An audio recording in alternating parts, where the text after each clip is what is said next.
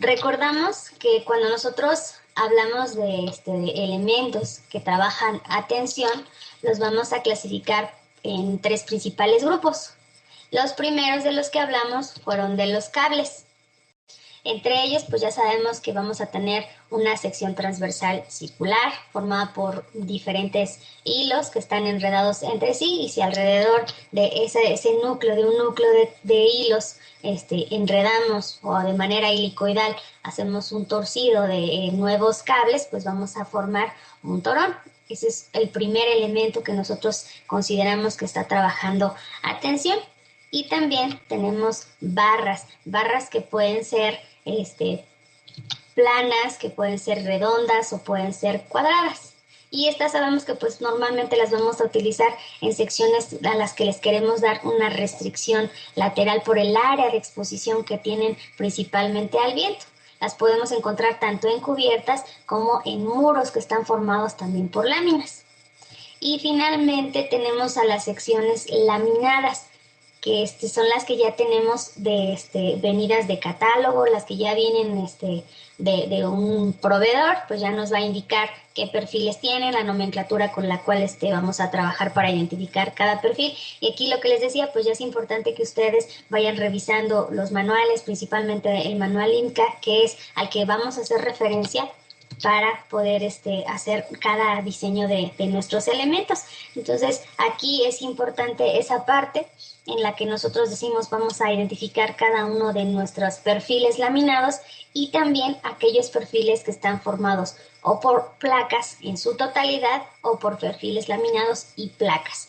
¿Cuál es la necesidad que nosotros tenemos de que sea un elemento que trabaja a tensión? Si ustedes se fijan, pues prácticamente cualquier sección nos va a servir, pero tiene que tener un eje longitudinal recto y consideramos, no es completamente necesario, pero es deseable que la sección transversal es constante. Y por eso decimos que cuando tenemos un elemento que trabaja a tensión, se trata de un miembro de tipo prismático. Para que un elemento nos desarrolle un esfuerzo de tensión, las cargas que están actuando sobre él tienen que actuar a lo largo de su eje centroidal.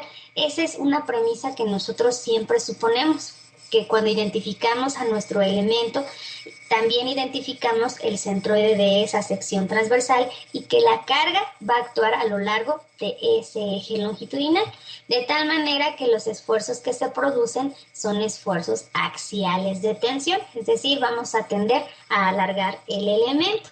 Entonces, esa definición pues la podemos tener muy presente. También dijimos que prácticamente para recibir el esfuerzo de tensión, cualquier sección transversal es factible para ser utilizada en un elemento estructural que trabaja a tensión. Y recordamos algunas de sus características. Bueno, esta parte pues nos faltó complementar en la clase pasada, la cual nosotros platicamos de las características que tenemos aquí en nuestros elementos. Vamos a destacar dos características muy importantes. La primera es que cuando tenemos un elemento estructural que trabaja a tensión, pues podemos decir que ese elemento es el elemento que trabaja de una forma más eficiente y por lo tanto se vuelve muy simple de diseñarlo. Su diseño es el más fácil porque sabemos que el acero estructural por naturaleza resiste muy bien el esfuerzo a tensión, entonces diseñarlo pues resulta sumamente sencillo. Y la segunda es que nosotros cuando consideramos la aplicación de la carga o de la fuerza a lo largo del eje del elemento, consideramos que el esfuerzo que se está desarrollando en nuestra sección transversal y a lo largo del eje del elemento es constante en todo el material. Recuerden que lo primero que suponemos es que se tiene una sección transversal constante en toda su longitud. Entonces, implica que el esfuerzo que nosotros tenemos generado en cualquier corte donde tengamos la longitud de nuestro elemento, se trata de un esfuerzo de tipo constante, de tipo uniforme. Entonces, donde yo lo corte voy a tener un esfuerzo de tensión uniforme, de tal manera que eso hace que nosotros no tengamos generado ningún otro tipo de esfuerzo. Entonces aquí en un elemento que trabaja a tensión no vamos a tener alguna posibilidad de que nuestro elemento presente ni flexión, ni cortante, ni torsión.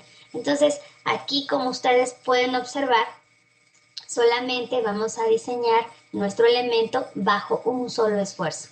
Vamos a ver que en otros elementos que van a estar sujetos a otro tipo de cargas que no son axiales, que son ortogonales a su eje o que están ubicados en otra dirección, en este caso pues vamos a tener la carga a lo largo de su eje. Cuando nosotros tengamos otros elementos que están sometidos a otro tipo de carga, otra posición de carga, estos van a tender a desarrollar otro tipo de esfuerzo, por ejemplo la flexión. Pero cuando tenemos esfuerzos de flexión, pues ya estamos desarrollando esfuerzos combinados de tensión-compresión. Y cuando eso sucede, hay posibilidades de que el elemento también se tuerza. Y también tenemos que revisar entonces esos estados límite de falla. En este caso no, en tensión es sumamente sencillo.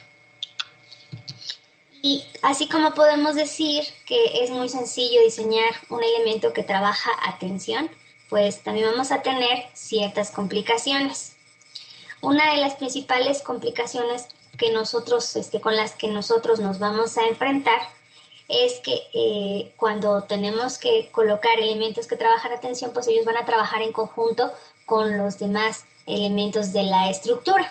Entonces, cuando nosotros conectamos, ya sabemos que podemos tener conexiones de dos tipos, conexiones de tipo soldadas y conexiones de tipo atornilladas. Esto va a generar, o esta colocación de soldadura o de tornillos, como tenemos en el lado derecho, nos va a generar una excentricidad de carga. ¿Qué quiere decir la excentricidad? Nosotros hablamos de una excentricidad cuando existe una diferencia entre el eje de aplicación de carga y el eje del elemento que resiste esa carga. Entonces, por ejemplo, cuando nosotros diseñamos elementos estructurales a tensión, una de las primeras premisas que dijimos es que la carga pasa a lo largo del eje del elemento. Si tenemos, por ejemplo, este ángulo y suponemos que ahí está su eje neutro de la sección, estamos también suponiendo que la carga axial pasa a lo largo de esa línea.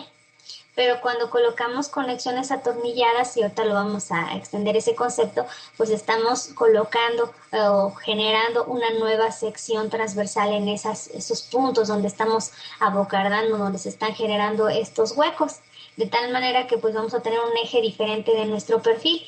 Aquí lo puse muy grave la excentricidad, en realidad suelen ser muy pequeñas, pero aquí lo quise poner de esa manera para que fuera gráficamente más visible esta separación que existe entre el eje de aplicación de carga y el eje de absorción de la misma, el eje de respuesta. Esa separación entre estos dos ejes se llama excentricidad. ¿Qué pasa con esta excentricidad? Si yo tengo una carga aplicada en este punto, la respuesta viene en el otro y lo que me genera es una torsión, y yo debo de verificar que pues no exista esa posible torsión en nuestro elemento.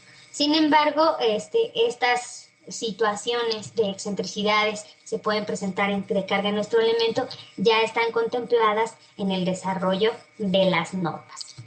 Otra complicación de la que nosotros podemos hablar en los perfiles estructurales laminados sobre todo, es que nosotros consideramos una sección en particular. Habíamos hablado que cuando trabajamos en concreto, pues es muy difícil considerar la suposición de que la estructura o la sección transversal de un elemento se va a mantener uniforme a lo largo de toda su longitud. Es muy difícil porque el proceso constructivo pues así lo obliga, que a veces tengamos secciones que están planteadas en plano de unas dimensiones y luego cuando nosotros las fabricamos pues tengan otra dimensión, tengan una pequeña o incluso una gran diferencia en cuanto a las dimensiones. Cuando estamos trabajando con acero decimos que tenemos secciones muchísimo más uniformes. Entonces podemos considerar una sección que sí es uniforme a lo largo de todo su elemento. Pero eso no implica o no quiere decir que no podamos llegar a tener diferencias en las secciones transversales a lo largo del eje de nuestro elemento o en la dirección ortogonal. Entonces, también tenemos que considerar cualquier deformación de nuestro elemento, ya sea en su longitud, es decir, una flecha vertical, un desplazamiento vertical que tiene que ser muy pequeño, o bien una flecha horizontal que va en su sección transversal. Recordamos aquí que cuando nosotros trabajamos en acero, los errores o las tolerancias que podemos admitir son al milímetro. Entonces, cuando se recibe el material en obra, se tiene que verificar que éste cumpla con flechas mínimas y flechas máximas. Todo el material, por la longitud que tiene, acuérdense que también el acero tiene una gran capacidad de deformación. Por lo tanto, pues es imprescindible que verifiquemos que estas flechas que presenta el material de fábrica no representen una complicación cuando se quiera fabricar la estructura, o que impida que el eje de aplicación de carga pues esté desfasado y genere nuevamente excentricidades. Esa es otra complicación que nosotros podemos tener cuando desarrollamos el análisis y diseño de estructuras de acero. Otra posible complicación que nosotros podemos llegar a tener en la fabricación de elementos que trabajan a tensión son los posibles esfuerzos residuales que se tienen provenientes del proceso de fabricación cuando se tiene un enfriamiento de los perfiles. ¿Por qué? Si nosotros vemos este perfil, aquí tenemos que está al rojo vivo, pero en la parte que ya pasó por el rodillo caliente, pues ya se empezó a enfriar. Entonces lo que nosotros estamos teniendo es un enfriamiento que no se da de manera regular.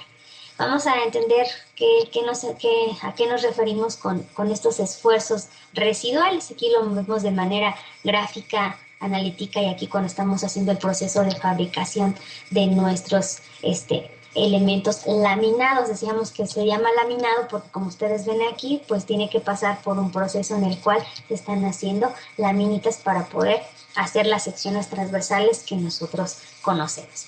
Cuando nosotros hablamos de esfuerzos residuales, pues nos referimos a aquellos esfuerzos que se quedan en un material sólido.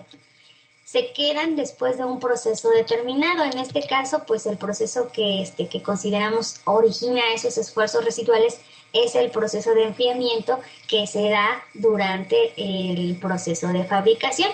Y bueno, pues estos esfuerzos residuales, si llegan a ser muy grandes, nos pueden ocasionar un comportamiento indeseable en el material, ya que nosotros estamos considerando que en un elemento de tensión, pues todos los esfuerzos que se desarrollan en la sección transversal se encuentran distribuidos de manera uniforme. Entonces, si tenemos esfuerzos residuales, pues esa gráfica que nosotros considerábamos toda derechita, repartida en toda la sección transversal, pues ya no se dan. Es decir, esos esfuerzos residuales provocan una contrariedad en el comportamiento que sería diferente al considerado en nuestra hipótesis inicial. Otro ejemplo de esfuerzos residuales que se presentan en las estructuras de acero es cuando se realizan las conexiones soldadas. El calor de la soldadura puede causar una expansión localizada en algunas partes del elemento. Donde se están conectando, pues se va a empezar a calentar y ese material se puede empezar a expandir. Esa expansión durante el soldado pues va a ser absorbida por el material que se está fundiendo, por la soldadura, o bien por las partes que están siendo soldadas, por el perfil. Pero cuando se termina de realizar el proceso de soldadura y las partes empiezan a enfriar, las partes que están conectándose se empiezan a enfriar, pues no todas se van a enfriar al mismo tiempo. En primera, pues porque si se empieza en un punto pues y se termina en otro, primero se va a enfriar por donde empezamos. Y además, pues no todas se van a contraer también a la misma velocidad. Entonces, esta contracción debida por ese calentamiento y enfriamiento nos va a generar lo que conocemos esfuerzos residuales. Entonces, esto pues ya también las normas ya lo tienen considerado, ya son situaciones que consideran para que el diseño que nosotros estemos realizando sea adecuado. ¿Y dónde lo vamos a considerar? Acuérdense que las normas tienen criterios de diseño en los cuales se utilizan factores que involucran todas esas condiciones que durante el proceso de fabricación no se pueden controlar, o cualquier error humano que no se pueda controlar. Eso no quiere decir que pues, podemos equivocarnos. Quiere decir que situaciones como estas, en las que podemos tener ahí esfuerzos residuales, no las podemos controlar y se deben de considerar. Una complicación más que vamos a considerar también dentro de nuestro diseño es cuando nosotros realizamos conexiones de tipo atornilladas. En este caso, pues sabemos que para poder conectar nuestros elementos se tienen que llevar a cabo perforaciones en las placas. Le vamos a generar agujeros, huecos, hoyos, como ustedes les quieran llamar, perforaciones que le van a generar una concentración de esfuerzos nuevamente diferente a la que estamos suponiendo. Nosotros tenemos un perfil estructural y la premisa es que un elemento que trabaja tensión desarrolla o esfuerzos uniformes en toda su sección. Todos son parejitos. Si yo lo mido aquí, mide 10, si lo mido en medio, mide 10, si lo mido al final, mide 10. ¿Qué pasa cuando se genera un hueco en esa sección transversal? Cuando nosotros hacemos eso, en esta parte en la que le estamos quitando el área a nuestro elemento, lo que estamos evitando es que esa distribución de esfuerzos uniforme se logre. Como ya no tenemos área en este punto, pues evidentemente tampoco tenemos quien resista esa tensión en esa zona. De tal suerte que en los puntos cercanos a donde tenemos ese hueco, generamos una gran concentración de esfuerzos. Entonces ahí en esos puntos pues se vuelve el esfuerzo mucho mayor que en las partes extremas de nuestro elemento. A donde tenemos los huecos pues tenemos un esfuerzo mayor y ya no se parece en nada la gráfica que estamos suponiendo inicialmente, en donde tenemos esfuerzos uniformes y después ya tenemos una concentración de esfuerzos que no es uniforme. Entonces nuevamente esta situación pues ya es algo que las normas consideran para que lo podamos tomar en cuenta cuando nosotros hacemos perforaciones en nuestros elementos que trabajan a tensión. Finalmente, otra cosa que es importante considerar es el comportamiento del material. Aquí no es precisamente la gráfica de nuestro comportamiento elástico e inelástico del acero, pero es una gráfica que representa a grosso modo 3 zonas importantes en las cuales nosotros tenemos que revisar los elementos que trabajan a tensión y vamos a ver que esta misma gráfica nos va a servir para identificar en qué zona tenemos trabajando nuestro elemento. Nosotros vamos a tener nuestra primera parte donde nuestro esfuerzo es directamente proporcional a nuestra deformación y esa va a ser la zona 1 donde tenemos un comportamiento elástico, donde podemos usar sin problema el módulo de elasticidad del material porque tenemos aquí la gráfica que nos relaciona la pendiente de esa curva es el valor del módulo de elasticidad y siempre que estemos en este rango vamos a considerar que tenemos un comportamiento elástico. Cuando nosotros estamos en esta parte de la gráfica, decimos que no es conveniente porque tenemos deformaciones que no son permanentes, pero no resulta tan conveniente porque nuestros esfuerzos son pequeños. Entonces, si yo me quedo, por ejemplo, en este punto de la gráfica con deformaciones pequeñas, pues también me quedo con un esfuerzo muy pequeño. A medida que voy avanzando en esta curva, pues llego hasta un máximo de valor de resistencia que puedo considerar como el punto máximo porque es donde estoy tomando mi valor de esfuerzo de fluencia. Entonces, lo ideal es que yo haga fluir mi material y que yo me encuentre en la zona de la gráfica de esfuerzo de formación que yo denomino como número 2, donde yo tengo un comportamiento parcialmente plástico y donde yo tengo un flujo plástico restringido. Si yo tengo un comportamiento plástico, las deformaciones van a ser permanentes, pero no van a ser muy grandes, como si aquí va a ser algo restringido, a tal punto que yo puedo lograr una máxima resistencia. Entonces, si yo me coloco en esta zona de la gráfica, pues ya estoy en unas resistencias muchísimo mayores que las que yo puedo alcanzar en un comportamiento elástico.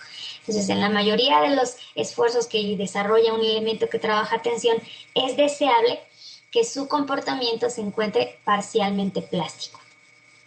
Y por último, pues voy a estar en la parte número 3 de mi gráfica, en la que pues sería deseable que alcanzara su esfuerzo máximo, pero ya sé que para que eso ocurra, también voy a tener unas deformaciones, como dice aquí, ilimitadas, ya ahí ya no puedo controlar las deformaciones. Entonces, es deseable que cuando yo trabaje con elementos de acero, en la curva esfuerzo-deformación, me localice en la zona 2, donde yo tengo un comportamiento parcialmente plástico, con la finalidad de alcanzar un máximo de resistencia y tener deformaciones que aún pueda controlar. Entonces, esos son los antecedentes que nosotros tenemos para trabajar elementos a tensión. Y ahora, pues vamos a pasar con la norma.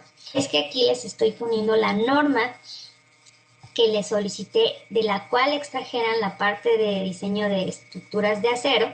Este es el nombre con el que nosotros vamos a trabajar a la norma del ISC, pero está traducida al español. Aquí lo dice versión en español. Ustedes la pueden encontrar de cualquier fabricante.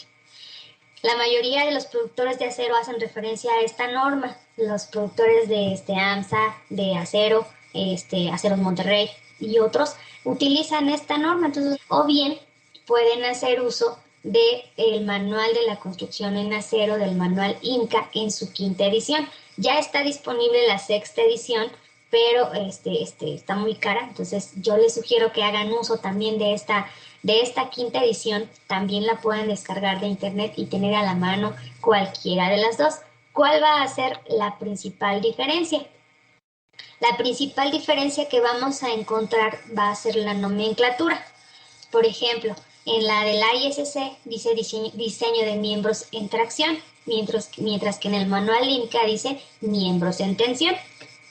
Si nosotros revisamos el capítulo sobre el cual ustedes hicieron el resumen, vamos a encontrar completa coincidencia entre cada uno de ellos en cuanto a la numeración de capítulos, a la numeración de ecuaciones, y entonces nada más hay que hacer referencia pues a la nomenclatura que usamos. Aquí vamos a decir que es tracción y acá vamos a decir que es tensión.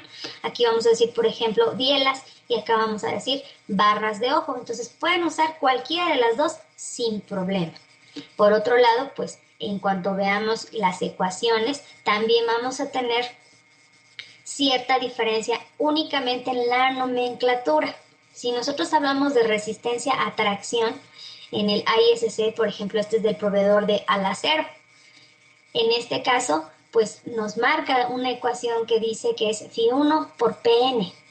¿A qué se refiere? A la resistencia admisible en tracción cuando es Pn, y a la resistencia de diseño cuando es, a la resistencia de diseño cuando es Φ1 por Pn, o a la resistencia admisible cuando es Pn entre omega. ¿Por qué hace la diferencia? Porque recordamos que estamos trabajando con dos criterios de diseño, LRFD o bien ASD. Entonces, aquí lo marca la resistencia de diseño nominal como PN, mientras que en el manual INCA viene exactamente lo mismo, si la resistencia de diseño es Φt por Rn y la resistencia admisible es Rn entre omega T. Pero la ecuación y los valores son exactamente iguales. Phi para el diseño por factores de carga y resistencia es 0.9, como en el LRFD es 0.9, y omega es 1.67 en ambas normas. Entonces ustedes, aquí lo único que quiero es que ustedes identifiquen cada uno de esos parámetros. Sea Rn o Pn, estamos hablando de una resistencia nominal. Y vamos a aplicar los dos criterios para revisar cada uno de los estados límite que se pueden presentar en cada esfuerzo. Entonces, indistintamente, nosotros vamos a decir LRDD, DFCR. Indistintamente vamos a decir ASD o DRP. Y ustedes tienen que tener claro que estamos hablando únicamente de nomenclatura. La aplicación de la norma es exactamente la misma. Y aquí les quería decir que nosotros, pues para aplicar la normatividad en cuanto a elementos a tensión, no únicamente tenemos que hacer referencia al capítulo D, que fue del que ustedes hicieron resumen. Vamos a ver que una de las condiciones o características que nos van a dar resistencia a cualquier elemento es su forma, su área. de tal manera que en elementos atención viene en el capítulo B cómo vamos a calcular el área total y el área neta de esos elementos. De tal suerte que ese capítulo pues también nos va a servir para el diseño de elementos atención. Vamos a explicar una situación que se presenta en elementos atención que se llama bloque de cortante y viene explicado en el capítulo J.